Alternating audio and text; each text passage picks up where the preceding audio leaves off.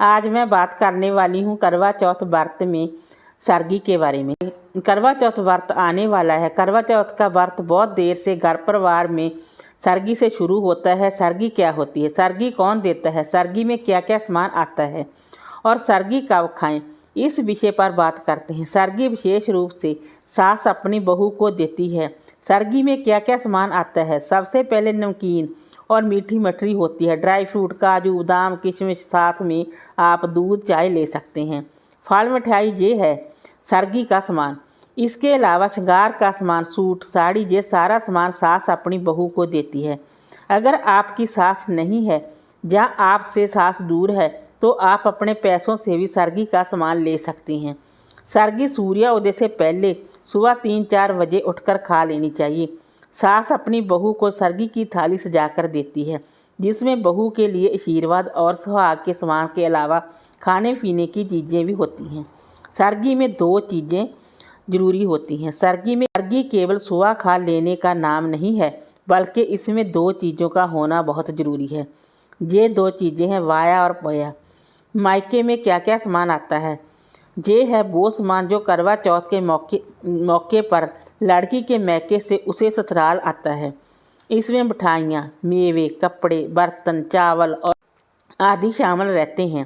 ये सामान आमतौर पर करवा चौथ की कथा होने से पहले लड़की के घर पहुँचाया जाता है। करवा चौथ के व्रत के मौके पर जो सामान बहू अपनी सास को देती है उसे पंजाब में पोहिया कहते हैं। इसमें सुहाग का सामान जैसे बिंदी, चूड़ियाँ, सिंदूर के अलावा मठरी, मिठाइयाँ, मेवे और सूट या साड़ी शामिल रहते हैं। इस सामान को लड़कियां पूजा में पूजने के बाद ही सास को देती हैं। अब मैं बात करूंगी, क्या सास की थाली हम मायके वाली मम्मी को दे सकते हैं, क्या हम अपनी मम्मी को दे सकते हैं। देखिए दोस्तों, जो हम करवा चौथ के दिन बायना निकालते हैं, सासू माँ के लिए थाली निकालते हैं, उस थाली में होता है सूट, साड़ी जो आपकी सासू माँ पहनती है। जिस कलर का आपकी सासू माँ पहनती है उस कलर का ही आप सूट, साड़ी उस थाली में रखते हैं। कुछ श्रृंगार की चीज़ें रखते हैं, फल, मिठाई, इस तरह कुछ रुपए पैसे रखते हैं। इस तरह आप सासू माँ की थाली निकालते हैं। कुछ घर परिवारों में तो सास की थाली और करवा जब कहानी सुन लेते हैं उस समय दे देते हैं और सासू माँ के चरण छूकर आशीर्वाद लिया जाता है। कुछ घर परिवारों में जब शाम का पूजन होता है और चंद्रमा को अर्घ देने के बाद अपनी सासू माँ को उस बहने को और करवा को देकर और चरण छूकर आशीर्वाद लिया जाता है। इस तरह भी किया जाता है। जिस तरह आपके घर परिवार में करते हैं उस प्रकार ही आप करें, उस प्रकार ही आप अपनी सासू माँ को बायना निकाल कर दें, करवा दें और अपनी सासू माँ के आप चरण छूकर आशीर्वाद लें। अगर आपकी सासू माँ आपसे दूर है तो आप करवा, जिससे आप कहानी सुनते हैं उसी को आप करवा दे सकते हैं।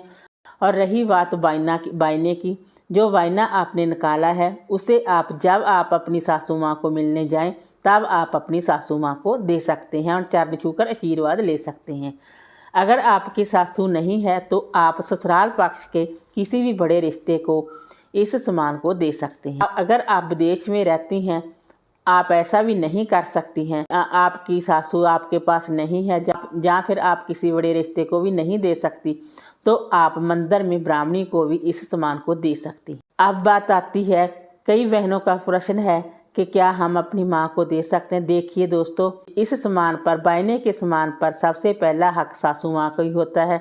अगर आप अपनी सासू माँ को इस सामान को, इस थाली को देते हैं तो सबसे अच्छा है, क्योंकि अपने माता पिता ने कन्यादान किया होता है, उसे हम सास की थाली नहीं दे सकते। बाकी आपकी मर्जी है, आप अपनी माँ को सास की थाली देना चाहते हैं तो दे सकते हैं, कोई बात नहीं, परंतु सबसे पहला हक सासू माँ को ही होता है।